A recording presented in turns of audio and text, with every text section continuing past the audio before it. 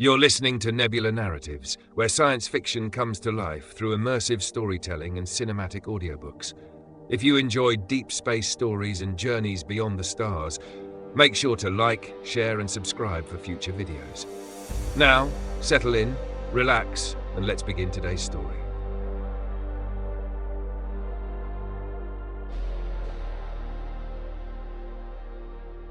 Book 1, Echoes of a Borrowed Tomorrow, Chapter 1, The Daytime Slipped. The first object appeared at 0917 UTC. It did not fall from the sky. It did not arrive in a flash of light. It was simply there. A block of matte black material sat in the middle of a pedestrian plaza in Copenhagen, perfectly square, perfectly still, as if it had always belonged on the stone tiles beneath it. Security footage would later show people walking through the space where it would appear, laughing, talking, distracted, until one frame ended and the next began with the object occupying the center of the square. No displacement, no impact, no warning. Reality had skipped a beat. Dr. Lena Hart was halfway through her second coffee when the alert came through her tablet. She almost ignored it. Most urgent anomalies turned out to be sensor glitches, atmospheric refractions, or someone mislabeling experimental hardware. She had learned not to let adrenaline do her thinking. Then she saw the metadata. No, she murmured. The object wasn't flagged as foreign. It wasn't flagged as extraterrestrial. It wasn't flagged as unknown. It was flagged as non-causal. Lena stood so fast her chair tipped over. "What is it?" her colleague Mark asked, looking up from his terminal. She didn't answer. Her fingers were already moving, pulling up live feeds. Satellite angles, street cameras, thermal overlays. The object didn't emit heat, it didn't emit radiation, it didn't register as metal, ceramic, polymer, or anything that fit inside known material science. And yet, it's there, Mark said, leaning closer. You can't fake that. Lena's mouth had gone dry. No, she said softly, you can't. By 9:42 UTC, 3 more objects appeared. Tokyo, Sao Paulo, Vancouver. Different shapes, different sizes. Same impossibility. In Tokyo, a lattice of translucent rings hovered half a meter above the ground, rotating slowly without visible support. In Sao Paulo, a smooth cylinder rose from nothingness inside an abandoned warehouse. In Vancouver, a flat, coin-like disc embedded itself into a concrete pier without cracking it. Physics bent politely around each one. News outlets scrambled to explain it. Military analysts tried to classify it. Conspiracy forums exploded. But the problem was simple and terrifying. Nothing had arrived. Something had been inserted. Lena arrived at the European Temporal Research Facility just after noon, badge flashing red as security protocols escalated around her. Armed personnel lined the corridors, their presence feeling almost insulting compared to what had just occurred. You couldn't shoot this problem. Inside the main chamber, the Copenhagen object sat isolated behind layered containment fields. It looked ordinary in a way that set Lena's nerves on edge. No glow, no movement, no intimidation. Just a block. How long? She asked. Since appearance, said Director Halvorson. 4 hours. No, Lena said. How long has it existed? Silence answered her. She stepped closer, her tablet streaming live data into her vision. The object's surface absorbed light at a subtly non-Euclidean angle, returning reflections that were wrong. Not distorted, selective. This isn't alien, she said. Halvorson frowned. You're sure? Lena nodded slowly. Aliens wouldn't build something that anticipates human manufacturing shortcuts. Look at the edges. She zoomed in. Microstructures nested inside one another, patterns that assumed material stress limits humanity hadn't yet reached. Whoever made this, she continued, knew exactly how we'd try to reverse engineer it. A technician swallowed. So, us? Lena didn't answer immediately, because the idea terrified her more than any alien invasion ever could. At 14:03 UTC, the first device activated. It happened in Vancouver. The disc embedded in the pier began emitting a soft harmonic vibration, inaudible but strong enough to ripple the water nearby into precise geometric patterns. Sensors overloaded, power grids fluctuated. Then the vibration stopped. A man collapsed. He had been standing too close. Medical teams rushed in shouting, panicking, until the man sat up, gasping, eyes wide with confusion. He had arrived at the hospital with late-stage pancreatic cancer. Scans taken 40 minutes later showed nothing. No tumors, no scars, no cellular damage, not cured, rewritten. The world lost its balance after that. Markets halted, flights grounded, emergency sessions convened. Within hours, the phrase "borrowed tomorrow" began circulating through classified channels, an unofficial term that spread faster than any sanctioned explanation. Lena stood before a wall of data, her hands trembling. "You don't cure cancer with a device that doesn't understand causality," she said. "You undo the future where it exists." Halvorsen stared at the medical readouts. "You're saying this thing reached forward in time?"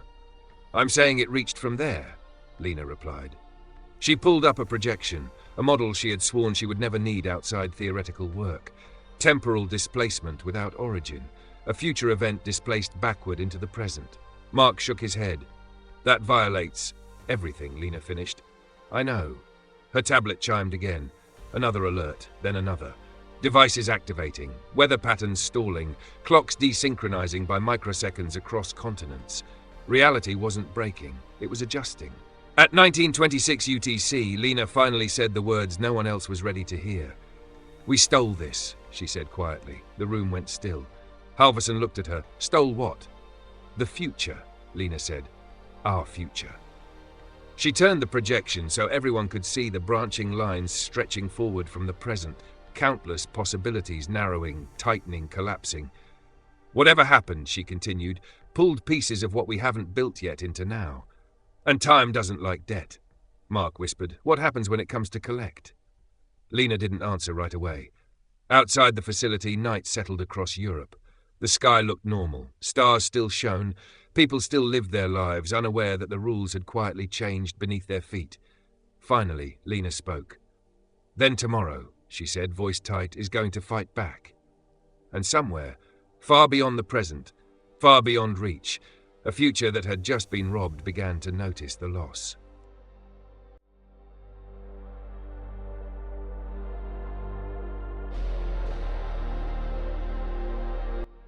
Chapter 2. Impossible Technology. By morning, the world had split into two kinds of people, those who had seen the footage and those who had touched the truth. Dr. Lena Hart stood on the far side of reinforced glass, staring at the Copenhagen object as if it might blink first. Overnight, the plaza had been evacuated, the device transferred under military escort to the European Temporal Research Facility, and a level of secrecy imposed that fooled exactly no one.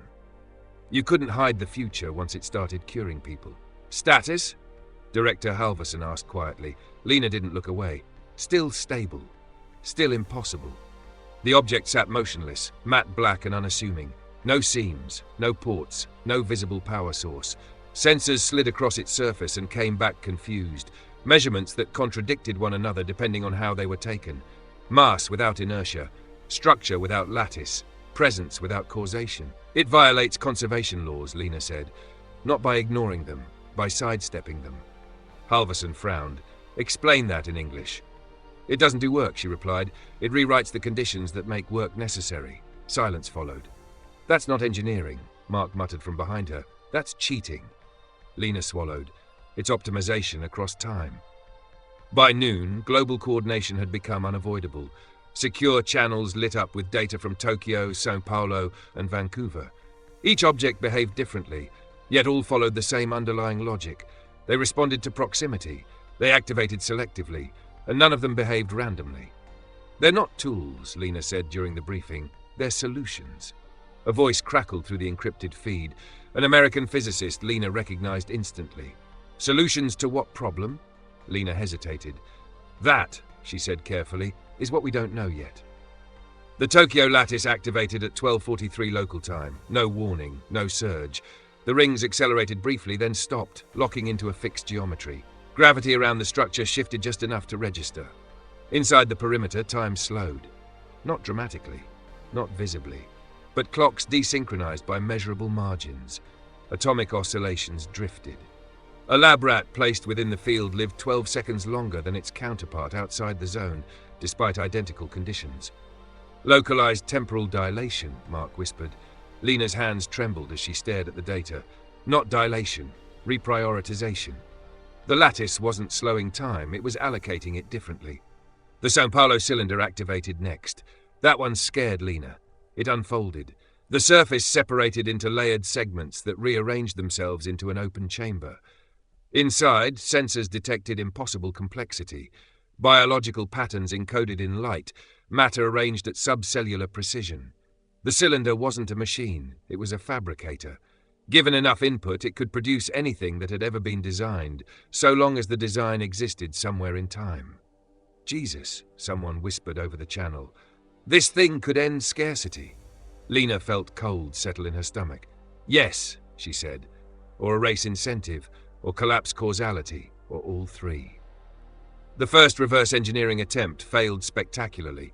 A materials lab in Germany tried to cut a sample from the Copenhagen block using a diamond-edged plasma blade. The blade passed cleanly through the object, leaving no mark on either. The blade, however, came back wrong. Its molecular structure rearranged itself into a configuration no one recognized. The metal became lighter, stronger, and unrepeatable. You didn't extract anything, Lena said flatly. You were updated. The lab went silent. By evening, the phrase human origin could no longer be avoided. Every microstructure analysis, every design assumption, every optimization shortcut embedded in the devices pointed back to a single, uncomfortable truth. They were built by minds that thought like us, just better. These things assume trial and error, Lena said during the emergency summit. They assume mistakes. They assume the kinds of failures only humans make. A military advisor frowned. You're saying aliens wouldn't do that? I'm saying aliens wouldn't bother, Lena replied. This tech anticipates human impatience, human ambition, human shortcuts. Halverson leaned back slowly. So who built them? Lena met his gaze. We did, she said, just not yet. The final confirmation came from an AI, not a future one, an old one. A dormant research system trained decades earlier to identify emergent technological lineages was fed the data. It took less than 6 seconds to return its conclusion. Origin probability, human temporal displacement, 99.7% confident. Mark laughed weakly. That's insane. No, Lena said quietly, it's inevitable. She pulled up a simulation, a projection of humanity's technological curve. Unchecked growth, recursive optimization, temporal reach. This was always coming, she said. The only difference is that it arrived early. Outside the facility, protests began. Inside hospitals, miracles multiplied. Inside boardrooms and war rooms, the same question echoed. If this is our future, why wait? Lena stared at the Copenhagen object, her reflection faint and distorted across its surface. We didn't just find technology, she said softly. Halverson glanced at her. What did we find then? She swallowed. A receipt, she said. And time is going to demand payment. As night fell across the world, borrowed miracles spread faster than understanding, and somewhere ahead, far beyond the present, something noticed the imbalance growing. Not with anger, not with malice, but with correction.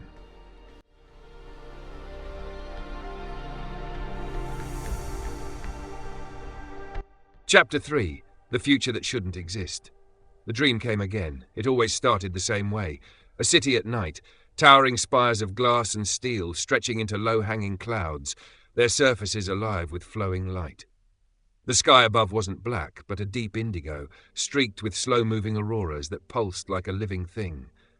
Air traffic lanes glowed faintly as silent craft slid between buildings, their engines humming with a sound that felt more like vibration than noise.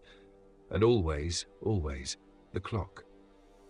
Elias Mercer stood in the center of the city plaza, staring up at a massive chronosphere suspended between two towers. Its surface was translucent, layered with rotating rings of light and cascading numbers that rewrote themselves every second.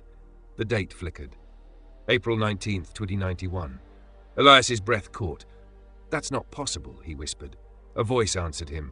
From behind, from everywhere, from nowhere. You say that every time. He turned. She stood a few meters away, leaning against a low railing as if this impossible future were nothing more than a familiar street corner. Older than he was now. Mid-40s, maybe. Hair streaked with silver at the temples, lines around her eyes that spoke of exhaustion rather than age. But her face, his face.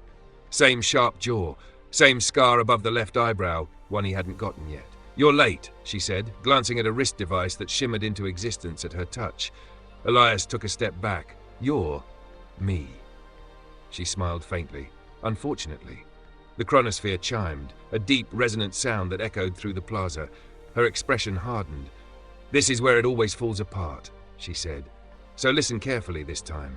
Elias shook his head.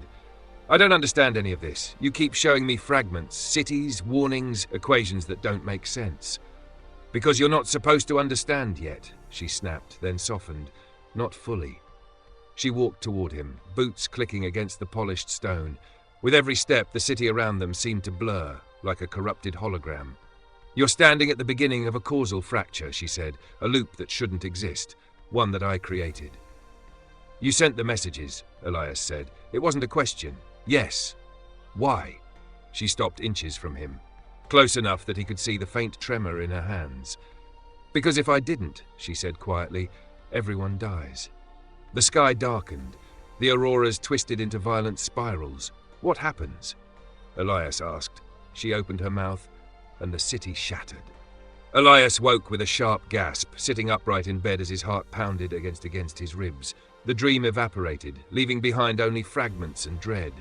Morning light filtered through the blinds of his apartment, painting pale stripes across the walls cluttered with data pads, handwritten equations and half-empty coffee cups.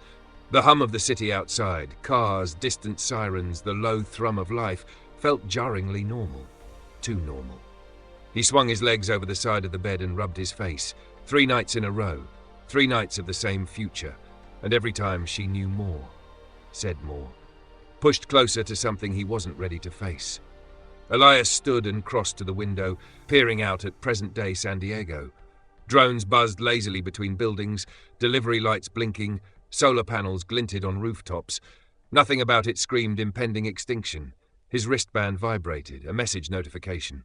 He froze. Slowly, he lifted his arm and tapped the interface. Unknown sender. You're awake earlier than before. His stomach dropped.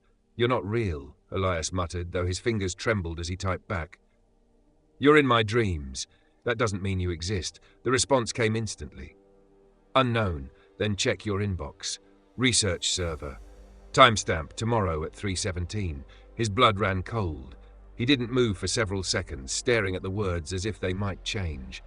Then he rushed to his workstation. Elias bypassed 3 layers of security, fingers flying over the hollow keys as he accessed the private research server he used for experimental temporal modeling. It was air-gapped, isolated from external networks, a precaution he'd insisted on after publishing his controversial paper on probabilistic time resonance. The inbox loaded. There it was, a message. Timestamp 3:17 tomorrow, unopened. His mouth went dry. That's not possible, he whispered. He hovered over the message, then stopped. If he opened it now, he'd be breaking causality. If causality still mattered. The wristband buzzed again. Unknown. You always hesitate here. It never helps. If this is some kind of elaborate prank, then explain how I know about the anomaly in your second simulation. The one you haven't published. The one you labeled Project Echo. Elias slammed his hand down on the desk. No one knew about Echo. Not his colleagues, not the Institute, not even his mentor. Echo was a thought experiment turned obsession. A theoretical framework suggesting that information, not matter, could propagate backward through time under specific quantum conditions. Information like messages, like warnings, like dreams. His pulse thundered in his ears. If you're really me, then prove it. The typing indicator appeared, paused. The unknown. In 6 hours you'll spill coffee on your lab notes. Page 12. The equation with the incorrect lambda coefficient. You'll curse, rewrite it, and realize the mistake changes everything. Elias stared at the screen. That's vague, he said aloud, though his voice lacked conviction. Unknown. You'll say that too. Silence followed. Elias leaned back in his chair, staring at the ceiling. If this was a delusion, it was the most detailed one he'd ever experienced. If it wasn't, he stood abruptly and grabbed his jacket. The Temporal Physics Institute buzzed with its usual controlled chaos. Researchers moved between labs, transparent displays floated mid-air filled with equations and simulations, and the low murmur of intellectual warfare filled the halls. Elias barely noticed. He went straight to Lab 3. The coffee spill happened at 09:14. He watched it unfold in slow motion, his elbow catching the mug, the dark liquid arcing through the air, soaking into his printed notes. Page 12. Lambda coefficient. His breath hitched. Heart racing, he rewrote the equation with shaking hands. And froze. The corrected model didn't just stabilize the temporal feedback loop, it amplified it. This changes everything, he whispered. His wristband vibrated. "Told you."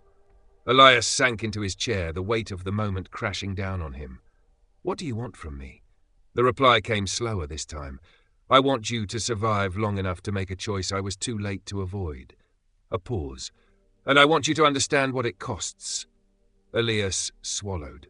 "What happens if I don't listen?" Several seconds passed. "Then, the future you saw collapses. The loop becomes a cascade. Time fractures into competing outcomes." Another pause. "And the people you love become variables."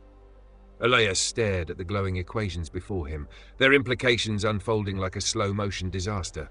He had spent his life chasing truth, believing knowledge was always the answer. Now knowledge itself was the threat. Outside the lab window, the sun climbed higher into a clear blue sky. The world kept turning, unaware that time itself had just begun to crack.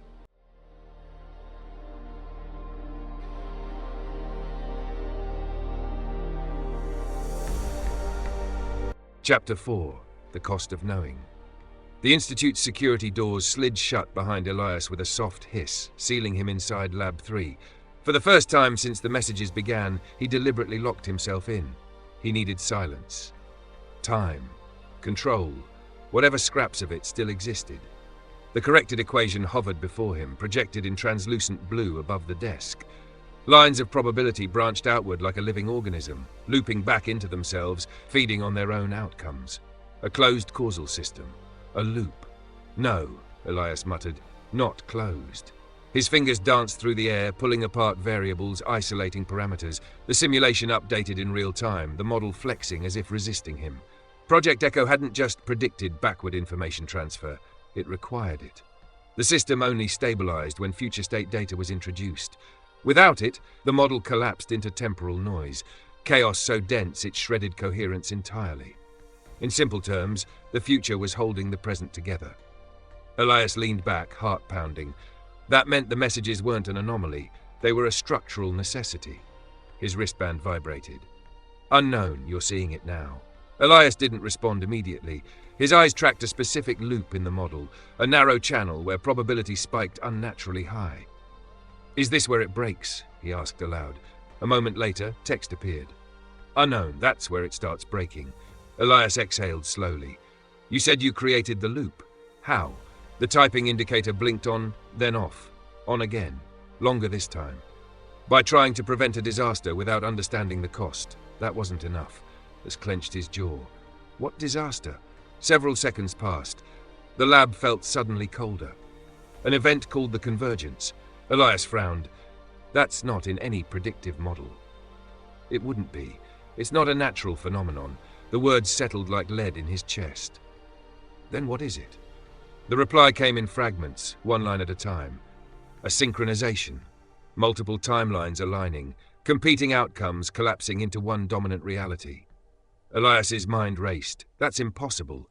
Decoherence prevents it until something forces coherence." Elias stared at the simulation, at Project Echo, at the feedback loop he had designed. A terrible realization dawned. "You're saying we force it," he whispered.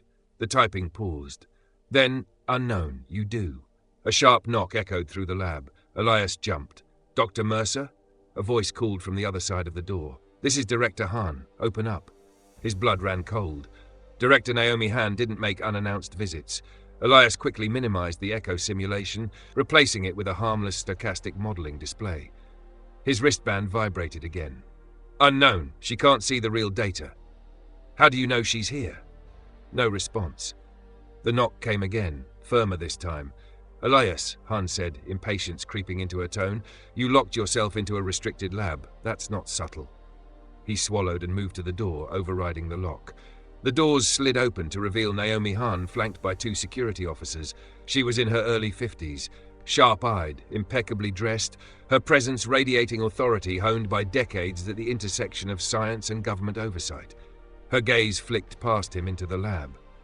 "What are you working on that requires this level of isolation?" she asked. Elias forced a neutral expression. "Simulation refinement. My last model had instabilities." Han studied him for a long moment. "You're not a man who panics over minor instabilities," she said. "And you don't lock doors unless you're hiding something." One of the guards shifted his weight. Elias kept his voice steady. If I were hiding classified material, you'd already know. A faint smile touched Han's lips. True, she said, which is why I'm here instead of internal security. She stepped into the lab, circling the workstation. We intercepted something unusual this morning, she continued.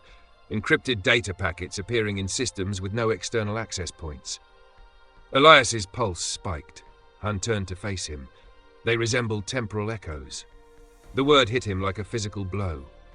You published a paper 5 years ago, Han said calmly, suggesting information could propagate backward through time under extreme quantum conditions. She tilted her head. Care to explain why we're suddenly seeing evidence of that theory in action? Elias hesitated. Every instinct screamed at him to deny it. But another voice, older, tired, unmistakably his own, echoed in his mind. Lying only shortens the clock. I don't know why it's happening, Elias said carefully, but I believe it's connected to a larger instability. Han's eyes sharpened. An instability in what? Causality. Silence stretched between them. Then Han sighed. I was hoping you wouldn't say that. She gestured to the guards. Wait outside. They hesitated, then obeyed, the doors sealing behind them. Han lowered her voice. This institute exists to study time, she said. Not to break it. If what you're implying is true, this goes far beyond academic curiosity. Elias met her gaze. Someone from the future is contacting me. Han didn't laugh. She didn't look surprised. She looked grim. How far? She asked. Elias blinked. You believe me? I've seen things I can't officially acknowledge, Han said. Try me. About 67 years, Elias said, from a version of me that claims I cause a temporal convergence event. Han closed her eyes briefly. That aligns disturbingly well with classified projections, she murmured. Elias's stomach dropped. You knew something like this might happen? We suspected, Han said, but we never identified a trigger. She looked at him again. Until now. That night, Elias didn't go home. He sat alone in the observation chamber as Earth rotated slowly beneath the station's panoramic window. City lights shimmered like constellations turned inside out. His wristband vibrated. You told her. You said I should. I said lying would shorten the clock. A pause. You just accelerated it. Elias's hands tightened into fists. Then tell me what choice I'm supposed to make. The reply came slower than ever. Soon, you'll be given the opportunity to shut Echo down permanently. Elias's breath caught. Unknown. If you do, the loop collapses. The convergence never happens. Hope flared in his chest. That sounds like the right answer. Several long seconds passed, then the final line appeared. It also erases me. Elias stared at the message, the weight of it pressing down on him. To save the future, he would have to kill the proof that it existed. Outside, the Earth turned on, unaware that a man was being asked to decide which version of time deserved to survive.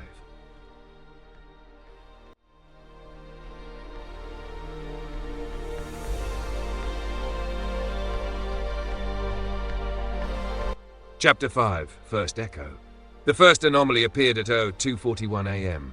Elias was awake when it happened. He had stopped pretending sleep was possible hours ago, choosing instead to sit in the dim glow of the observation chamber, watching Earth drift beneath him.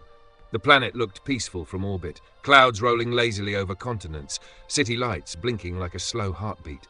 Normal, predictable. A lie. His wristband chimed softly. Not a message, an alert. Temporal variance detected. Localized event, level 1. Elias bolted upright. That's not possible, he whispered. Level 1 variances were theoretical. Minor fluctuations in probability density so small they were usually dismissed as statistical noise. They weren't supposed to be detectable, let alone flagged by Institute systems. He brought up the feed. The anomaly was centered over the Pacific Northwest. Coordinates resolved. His breath caught. Mount Baker. The same location where, decades from now, Project Echo's successor array would be constructed, according to schematics he'd seen only once, buried in the future memories bleeding into his dreams. The wristband vibrated again. You're seeing it, aren't you? Elias's hands shook as he typed. There's an anomaly. Real world. Not simulated. A pause. Then. That's the first uncontrolled echo. Elias stood, heart racing. What does that mean? The response came immediately. Unknown, it means the loop is no longer contained to you. By 0310, the Institute was awake. Director Han convened an emergency session in the Central Operations Hub, its curved walls alive with holographic projections, temporal graphs, satellite feeds, probability distortions rippling like heat waves through space-time. Elias stood at the center of it all, feeling painfully exposed. "This is unprecedented," one of the senior analysts said. "We're seeing brief temporal overlaps, milliseconds long, objects registering in two positions simultaneously." Han turned to Elias. "Localized?" "Yes," Elias said, "for now." "For now," she echoed. A new feed expanded in the air. Security footage, a remote highway near the anomaly site. The video stuttered, then stabilized. A semi-truck barreled down the road at full speed.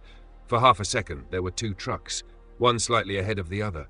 Same vehicle, same driver. Then they collapsed back into one. The truck swerved violently, skidding across lanes before slamming into the guardrail. The feed cut out. Silence filled the room. "That driver," someone said quietly, "experienced two outcomes at once." Elias swallowed. Han looked grim. "Casualties?" "Non-fatal," an assistant replied, "but the driver is confused. He's insisting he remembers dying." Elias closed his eyes. This was no longer abstract. This was blood and metal and memory tearing itself apart. "How fast will this spread?" Han asked. All eyes turned to Elias. He hesitated, then told the truth. "If the loop continues to destabilize," he said, "the echoes will increase in frequency and scale. Entire regions could experience overlapping timelines." "And the convergence?" Han asked. Elias opened his eyes. "That's when the echoes stop overlapping," he said quietly, "and start merging." Later, alone in his quarters, Elias stared at the wall, watching equations scroll past his unfocused gaze. People were already suffering, and it had just begun. His wristband vibrated. "And this is the part where you ask me how to stop it. How do I stop it?" 3 dots appeared, disappeared, appeared again. "You don't." Elias's jaw tightened. "You told me shutting Echo down would prevent the convergence. It would prevent my convergence." The distinction chilled him.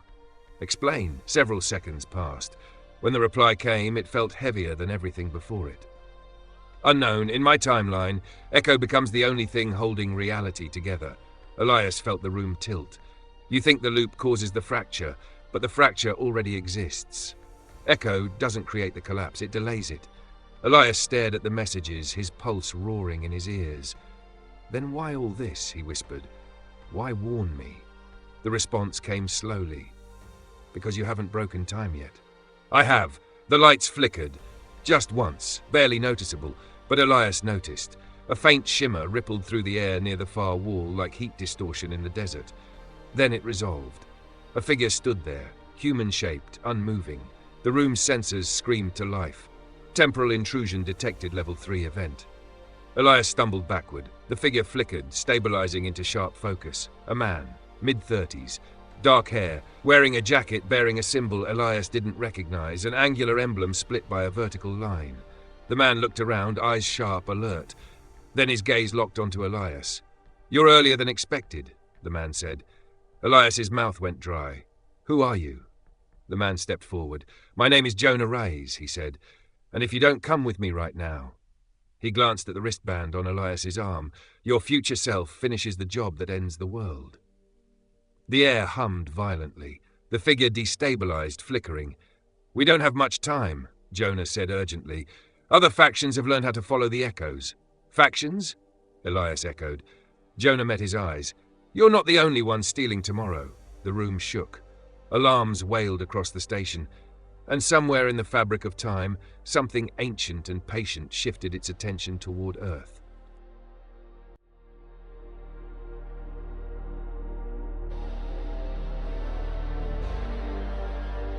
Chapter 6. The Jump That Wasn't Meant to Happen. The station shook as alarms screamed through the corridors. Red warning lights strobed across Elias's quarters, bathing Jonah Reyes in flickering crimson as his form destabilized again. Edges blurring, limbs briefly duplicating before snapping back into place. "Decision time," Jonah said sharply. "Now."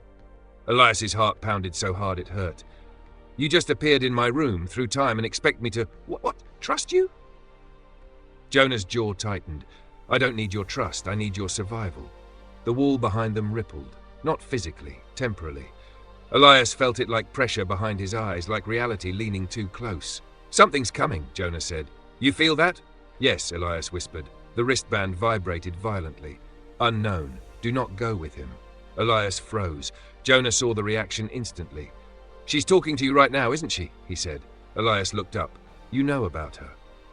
Jonah let out a sharp, humorless laugh. Everyone knows about her. The lights flickered again, longer this time. The air hummed with a rising frequency that made Elias's teeth ache. Unknown. He's not from a stable future.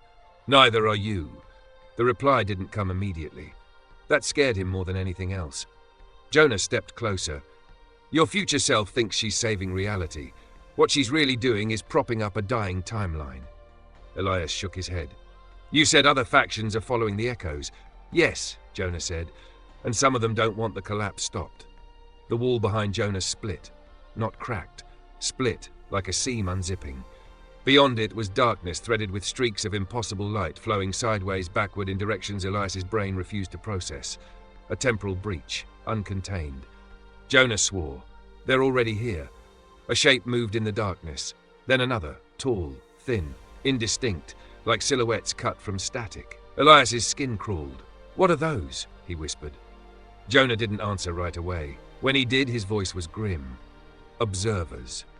The wristband vibrated again. If they see you jump, they will mark you. You never mentioned them. I didn't know they existed until it was too late. The breach widened. One of the silhouettes leaned forward, and for a fraction of a second Elias felt it notice him. Not see. Notice. Okay, Elias said suddenly. Both Jonah and the wristband notifications paused. I'm done being the only one standing still, Elias said, voice shaking but firm. If staying here gets me erased anyway. He met Jonah's eyes. Then show me how to leave. Jonah nodded once. Good. He reached into his jacket and pulled out a compact device, circular, layered with concentric rings of faintly glowing symbols that rotated slowly, out of sync with one another. A personal displacement anchor. Jonah said, prototype, barely legal in any timeline. That's reassuring, Elias muttered. Jonah pressed it into Elias's hands. It's keyed to you, Jonah continued. Your temporal signature, not your DNA, not your location, you. Elias frowned. That's impossible. Jonah smiled grimly. So is tonight. The station shuddered violently. The silhouettes surged closer. Once this activates, Jonah said quickly, there's no guarantee where you land. Past, future, parallel branch. But not here. Elias finished. Jonah met his gaze. Exactly. The wristband buzzed one last time. If you do this, I may not be able to find you again, Elias swallowed. You said Echo delays the collapse. Yes. Then I'll find another way to stop it. A long pause. Then I hope you succeed where I failed. Elias closed his eyes, pressed the device. Reality folded.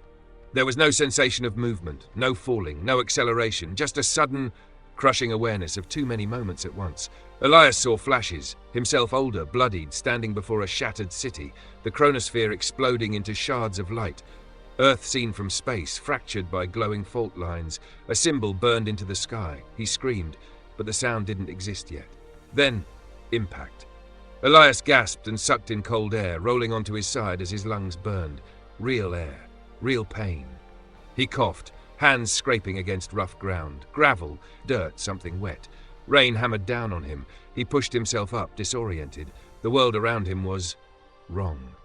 The city skyline in the distance was familiar but altered, taller, denser. Spires threaded with luminous bands of light. Drones moved through the rain in coordinated formations, their lights scanning the streets below. Elias staggered to his feet. A glowing sign flickered nearby. Seattle Metro Zone Temporal Authority, curfew in effect. His heart dropped. Temporal. Authority? He looked down at his wrist. The band was still there, cracked, sparking faintly. A new symbol pulsed across its surface, one he'd never seen before. Status unanchored. Footsteps echoed behind him. Elias turned. Figures emerged from the rain, armored helmets reflecting neon light. Their weapons hummed softly, not quite energy, not quite matter. One of them raised a hand. Temporal identification required, the voice said, distorted through a mask. State your origin timeline. Elias's mind raced. He had no answers, no allies, no safe future. He lifted his hands slowly. My name is Elias Mercer, he said, rain streaming down his face, and I think I'm in the wrong tomorrow. The soldiers exchanged looks. One of them spoke quietly. Command, he said. We've got another one. The lights above brightened, and somewhere far beyond this broken future, the echoes continued to spread.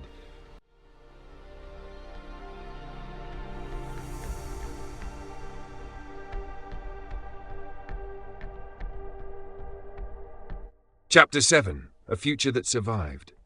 The rain never stopped. It fell in fine, needle-like sheets that glittered under the city's lights, sliding off armor plating and neon signs alike. Elias stood with his hands raised as the soldiers closed in around him, their boots crunching softly against the wet pavement. Up close, their gear was more unsettling than he'd expected. Not bulky, not aggressive, precise. Their armor was segmented, flexible, threaded with faintly pulsing lines that shifted color in subtle patterns. Their weapons were compact, humming at a pitch that made Elias's skin prickle, less like guns, more like instruments. "State your origin timeline," the lead soldier repeated. Elias swallowed. "I don't know how." That earned him a pause. The soldier tilted their head slightly, as if listening to something Elias couldn't hear. A moment later, the weapon lowered a fraction. "Unanchored," the soldier said. "Confirmed." Another voice cut in. "That makes 3 this month." Elias's stomach dropped. 3? What? The soldiers exchanged looks. "Temporal displacements," one of them said. "Unauthorized." Before Elias could respond, the air shimmered beside them. A figure phased into existence, smoothly, without the violence of Jonah's arrival. She wore no armor, only a long dark coat that repelled the rain entirely. Her hair was pulled back, streaked with silver despite her otherwise youthful face. Her eyes locked onto Elias, and she smiled. "Well," she said, "you actually exist." The soldiers snapped to attention. "Director," the lead soldier said. "Director." Elias's pulse quickened. She studied him openly, circling once like a scientist inspecting a rare specimen. "Elias Mercer," she said at last. "Born 2063, temporal physicist, primary architect of Project Echo." "That project hasn't been built yet," Elias said automatically. Her smile widened, but there was no warmth in it. "No," she agreed, "it hasn't." She stopped in front of him. "But it will be. In every timeline that ends like this." She gestured toward the city behind them. Only now did Elias really see it. The buildings were reinforced, layered with additional supports and glowing stabilizers. Entire streets were enclosed in translucent fields that rippled faintly, like soap bubbles holding reality together. Above it all, massive lattice structures hovered in the sky, vast frameworks that bent light and space around them. "What happened here?" Elias asked quietly. The director turned, following his gaze. "This," she said, "is what survival looks like." She tapped a device at her wrist. The world around them shifted. Not physically, informationally. A projection bloomed into the air. Earth, fractured by glowing fault lines of energy that pulsed and shifted like living scars. After the convergence, she said, time didn't end. It overlapped. She expanded the image. Multiple Earths phased in and out of one another. Cities doubled, continents misaligned, oceans occupying the same space in conflicting states. "Billions died," she continued calmly. "Not from explosions or disasters, but from contradiction. Being in 2 places at once. Remembering lives they never lived." Elias's throat tightened. "And you fixed it?" Her eyes hardened. "No," she said. "We contained it." She looked back at him. "At the cost of freezing reality into something brittle, managed, monitored." She gestured to the soldiers. "The temporal authority exists to keep what's left from tearing itself apart." Elias shook his head. "This isn't living. It's suspended animation." "Spoken like someone who didn't watch causality bleed," she replied sharply. Silence fell between them. Then she exhaled and softened, just a little. "You're earlier than most," she said. "That's unusual." "Most of what?" Elias asked. "Most versions of you." The words hit like a punch. "There are others," Elias said slowly. She nodded. "Dozens. Some died before Echo stabilized, some never made the jump. A few," her lips pressed together, "a few made choices that accelerated the collapse." Elias thought of the woman in his dreams, of her warnings. "Do you know a version of me who sends messages backward?" he asked. The director's expression changed, subtly, carefully. "Yes," she said. "We call her the Architect." Elias's breath caught. "She believes she's holding the universe together," the director continued. "What she's really doing is reinforcing a loop that guarantees this outcome." "So you want me to stop her?" Elias said. The director met his gaze. "I want you to understand her," she said, "because killing her didn't work." Elias stared at her. "You tried to kill her?" We erased her timeline, the director said flatly, or thought we did. She tapped her wrist again. Another projection appeared, a chronosphere, cracked, fragmented, still spinning. She exists across multiple causal layers now, the director said, not alive in the way you understand, not dead either. Elias felt cold all over. You're saying my future self is everywhere? Yes, the director said, and she's not the only one. The sky above the city flickered, just for a moment. Elias felt it instantly, the same pressure behind his eyes, the same sense of being noticed. The director looked up, jaw tightening. Observers, she muttered. Alarms began to sound across the city. They're watching this timeline now, she said, which means you've already made an impact. Elias looked at her. Then why bring me here? She met his gaze, deadly serious. Because you're the last version of Elias Mercer who hasn't broken time yet.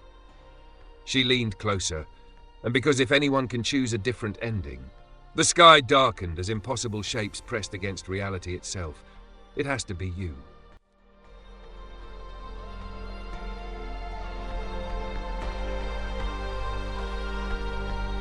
Chapter 8. The Ones Between Seconds. The city's alarms didn't sound like sirens. They sounded like music, a deep, resonant chord that rolled through the streets and buildings, vibrating through metal and glass like a warning meant for reality itself.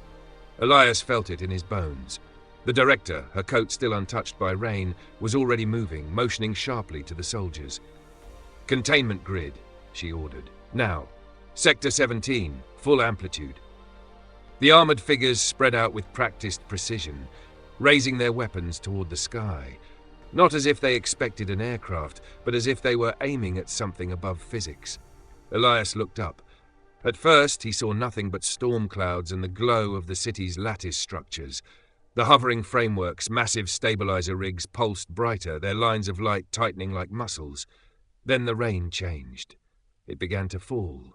Wrong. Droplets hung for a fraction of a second too long, as if gravity briefly forgot its job. Some droplets split mid-air, dividing into smaller beads that fell in different directions before snapping back into one stream. Elias's breath caught. The director saw him watching. "That's your first lesson," she said over the rising chord of alarms. "The observers don't arrive in time." She pointed upward. They arrive between it. The sky rippled. A seam appeared, thin as a hairline crack in glass, stretching across the clouds. It widened slowly, revealing not darkness behind it, but a shifting field of static and light. And within that field, shapes. Tall silhouettes like before, but clearer now. Their edges shimmered with layered after-images, as if they occupied multiple positions simultaneously. They moved with a slow, deliberate grace, unhurried by gravity or storm. Watching, Elias swallowed. What are they? The director's expression stayed flat, but her eyes were sharp. "We don't have a name that fits," she said. "We call them observers because the first ones we detected did nothing but look." A cold wave crawled up Elias's spine. "And then?" The director's mouth tightened. Then they began making corrections. The seam in the sky widened again. The city's lattice structures flared. Light surged upward, forming a translucent dome that wrapped around the district, an invisible shell made visible by rain striking it and dispersing into faint ripples. The soldiers' weapons hummed in unison. Elias stared, caught between awe and dread. "You can fight them?" he asked. The director's laugh was brief and bitter. "No," she said. "We can only convince reality to hold its breath long enough to survive their attention." Her eyes flicked to him. "And right now, they're paying attention to you." Elias's stomach dropped. "Me?" The director gestured toward his wrist. The cracked band still flickered faintly, the symbol unanchored, pulsing like a beacon. "That status isn't just a label," she said. "It's a wound. You're a contradiction walking around in a timeline that barely remembers how to exist." The seam above them trembled. One of the observer shapes leaned closer to the barrier, its head tilting as if studying Elias through the dome. Elias couldn't see its face, because it didn't have one. Instead, its surface was layered with shifting lines, like equations crawling over a glass body. The symbols rearranged themselves constantly, rewriting faster than Elias could track. His head throbbed. The director noticed. "Don't try to understand it," she snapped. "Your brain will interpret the wrong pattern and you'll hand them a doorway." Elias blinked hard, trying to look away. But the creature's presence pulled at him. Not physically, conceptually. Like being stared at by something that didn't just see your skin, but the entire chain of decisions that led you here. A memory that wasn't his flashed behind his eyes. Standing in a lab he didn't recognize, hands shaking as he activated a massive ring of light. Someone screaming his name, a chronosphere cracking like an egg. Elias staggered. The director grabbed his arm, steadying him. "Hold," she ordered. "Breathe. You're sinking."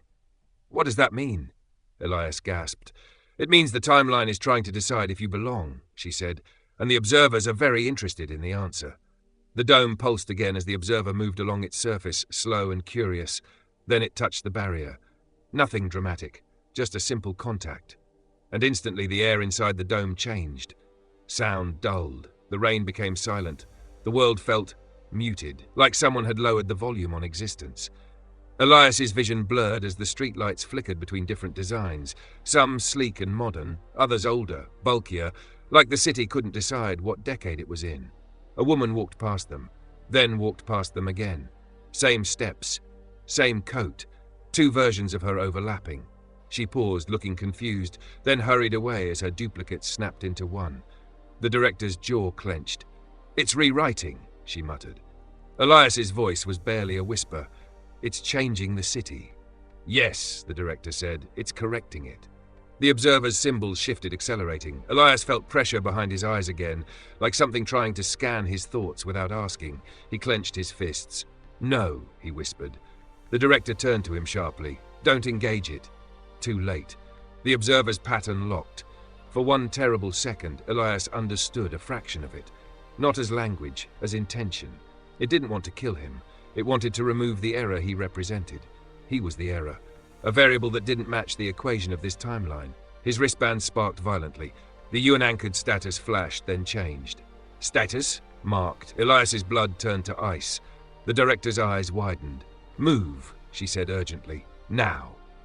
The dome began to tremble, the stabilizer rigs above the city groaning as if under immense strain. Light fractured across the barrier in spiderweb patterns. The observer didn't rush. It simply applied pressure. Reality around the dome began to fold inward. Buildings flickered between different architectures. Streets shifted subtly. The air tasted like ozone and cold iron. One of the soldiers shouted, "Grid integrity at 50%.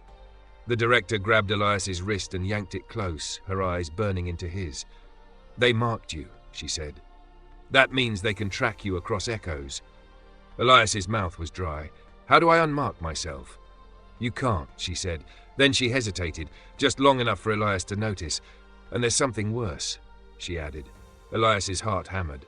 "What?" The director's voice dropped low, tight with urgency. "Once you're marked, other factions will come, because the observers don't just watch you." She looked up as the barrier cracked wider. "They advertise you." The dome shattered, not explosively. It peeled open like a curtain being pulled back. Cold wind slammed into Elias's face. The rain returned with sound, striking pavement like gunfire. The seam in the sky widened to a gaping wound. And through it, something stepped forward. Not an observer, human. A squad of armored figures, different from the temporal authority. Their armor was darker, sleeker, marked with the same angular emblem Jonah had worn, split by a vertical line. One of them raised a weapon and aimed directly at Elias. The director swore. "Chronosect," she hissed. Elias's eyes widened. "That's Jonah's symbol." "Yes," the director snapped. "And if Jonah brought you here, he didn't bring you to save you." The Chronosect squad advanced, boots splashing in puddles. Their leader's helmet retracted, revealing a woman with sharp features and eyes like polished stone. "Elias Mercer," she called out, voice calm amid chaos. "You don't know us yet." She smiled faintly. "But your future self does." Elias took a step back. The director pulled him behind her, raising her own device, an anchor of shimmering light forming in her hand. "You can't have him," the director said coldly. The woman laughed softly. "We're not here to take him," she said. She aimed her weapon upward, toward the observers still hanging in the sky seam. "We're here because the observers marked him," she continued, "which means the architect has moved." Elias's breath caught. "The architect," he whispered. The Chronosect leader looked at him, smile fading. "She's not your future anymore," she said. "She's everyone's problem." The sky above them shifted again. The observers did not retreat. They watched, and somewhere beyond the storm, something in the fabric of time began to pull, hard, as if the loop had finally found a thread worth yanking. Elias felt it in his chest, a sudden unbearable pressure, as if the universe had hooked a finger behind his ribs. The director grabbed him. "Anchor him," she shouted, but it was too late. Elias's wristband flared white-hot. The marked symbol pulsed like a heartbeat, and the world around him jumped. Elias screamed as the street vanished, replaced by blinding light and a roar like tearing metal. For an instant, he was everywhere. Seattle, a ruined city, a hospital corridor, a lab filled with broken glass, a desert under purple skies. Silence. He landed hard on cold tile, skidding across a floor that smelled of antiseptic and smoke. Elias coughed, pushing himself up. Lights flickered overhead. A hallway stretched ahead, modern, sterile, but torn apart as if by an earthquake. Signs hung crooked. Temporal Research Wing, authorized personnel only. His stomach dropped. He knew this place. Not from memory, from his dreams.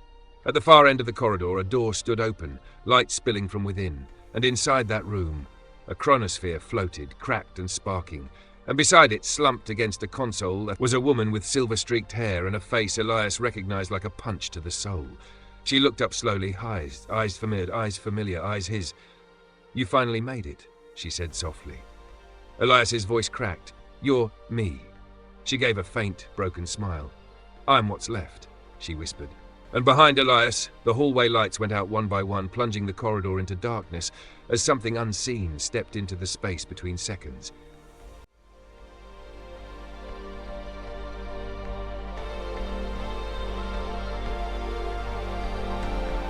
Chapter 9. The Architect's Confession.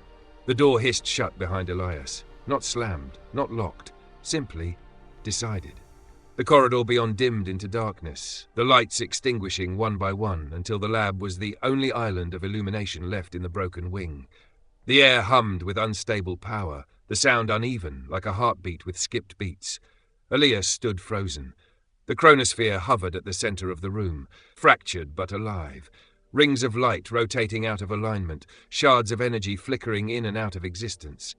Cables ran from it like veins into the walls and floor, some sparking, some dead, and leaning against the console beside it, her. She looked older than the version from his dreams, not by decades, but by burden. Lines carved deep around her eyes. Her posture slumped, like gravity pressed harder on her than it should. She studied him silently, not with surprise, with relief.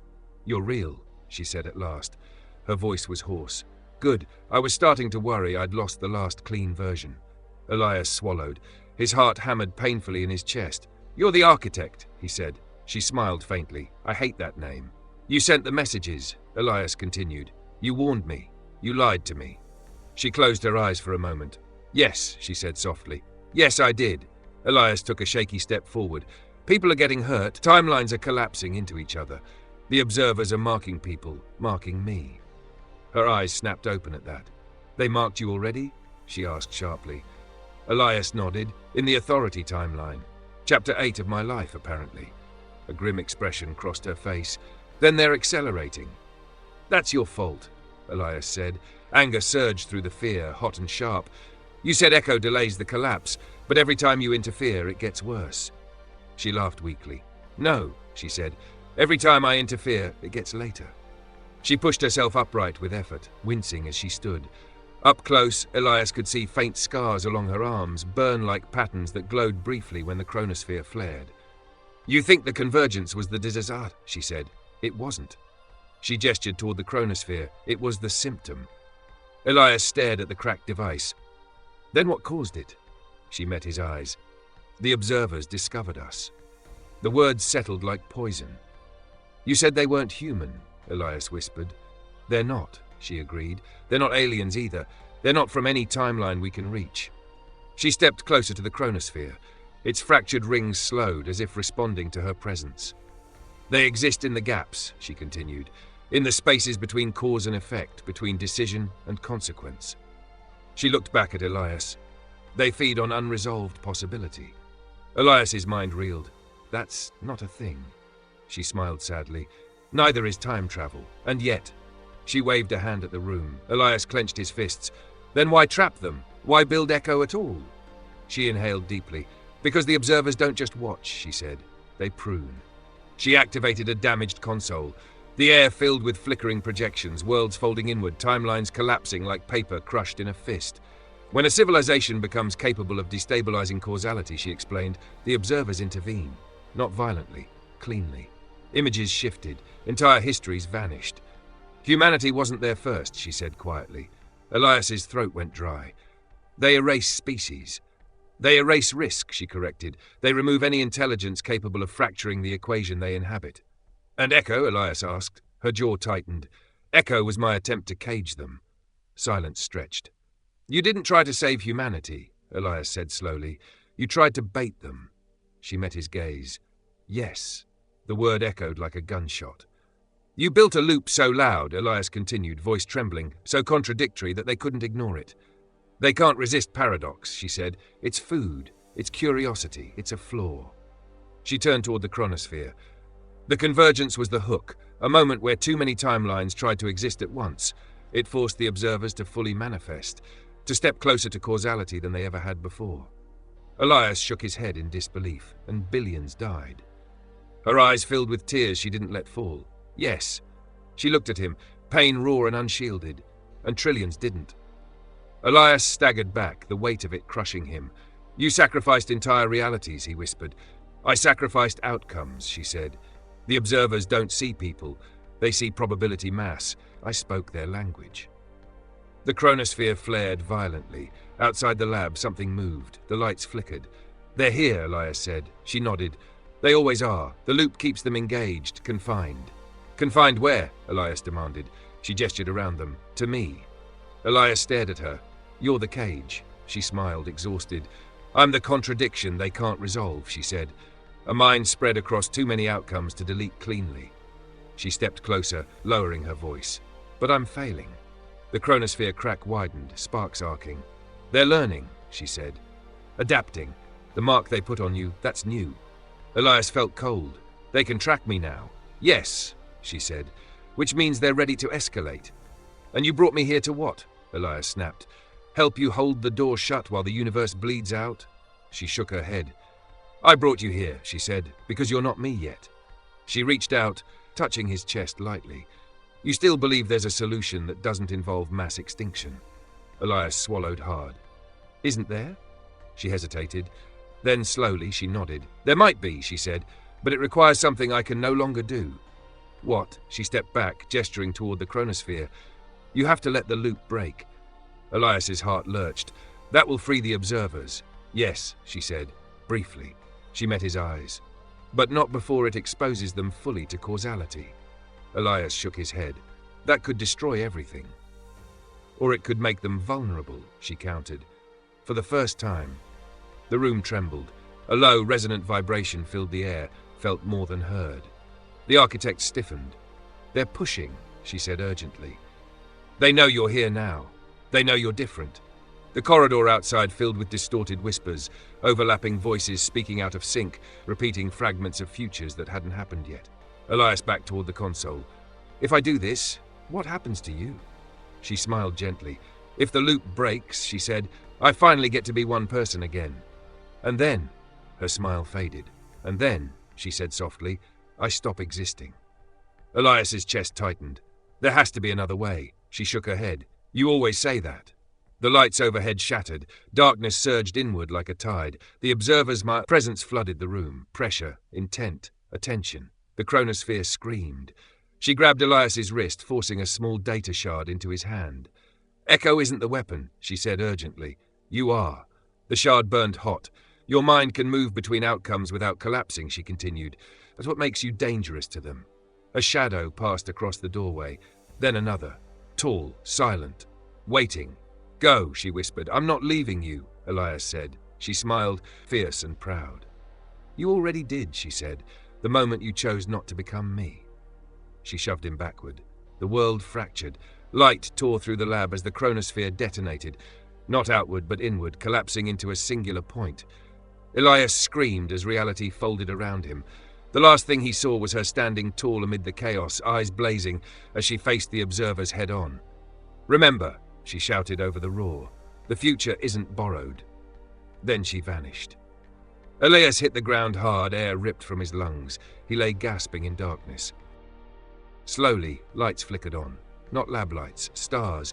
He was lying on a metal platform, surrounded by curved walls that hummed with unfamiliar energy. Displays glowed softly around him, filled with shifting symbols and star charts. A ship, not human, not entirely alien, ancient. A voice echoed through the chamber, not spoken, but felt. Temporal anomaly detected. Observer attention. High protocol initiated. Last sanctuary. Elias pushed himself upright. What sanctuary? He demanded. The voice responded. The one she built for you. Outside the viewport, space twisted, threads of light and shadow weaving together as the universe rearranged itself around him. The loop was breaking. The observers were coming. And for the first time, Elias Mercer was standing outside the equation.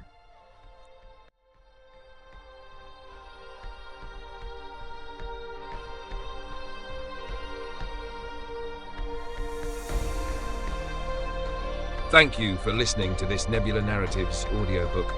If you enjoyed this story, please take a moment to like, share and subscribe to support the channel and help more listeners discover these journeys beyond the stars. Your support truly means a lot. Until the next story, safe travels through the cosmos.